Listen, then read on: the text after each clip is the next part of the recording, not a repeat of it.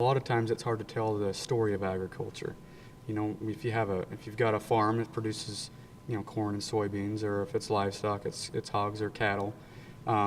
They go out and they buy a lot of things, and those suppliers, they buy a lot of things, and they sell a lot of things. And so there's a big chain of economic activity that isn't always told completely. And by doing the type of work that we've done, it allows that story to be told in a more comprehensive way.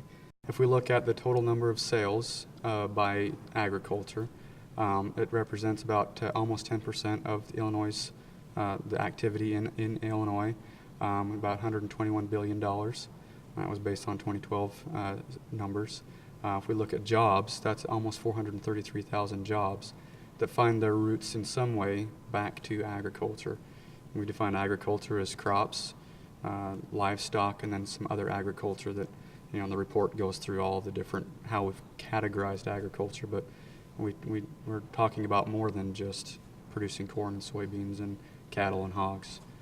For livestock, there's about $14.1 billion that find the output or the sales find their way back to the livestock. So it's about 14 billion of the 121 billion.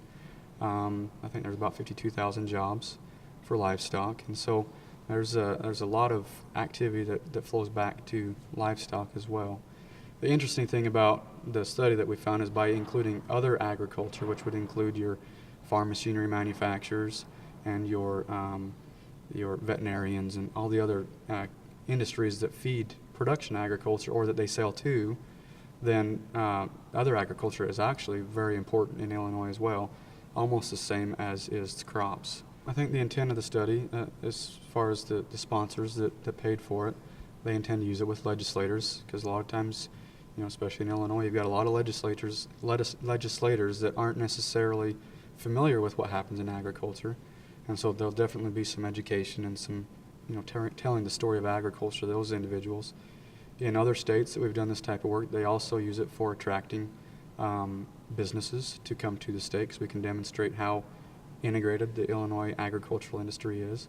The other thing that these types of numbers get used for are if a new hog barn is getting built, for example, in a county, what the new producer might decide to do is have an open house.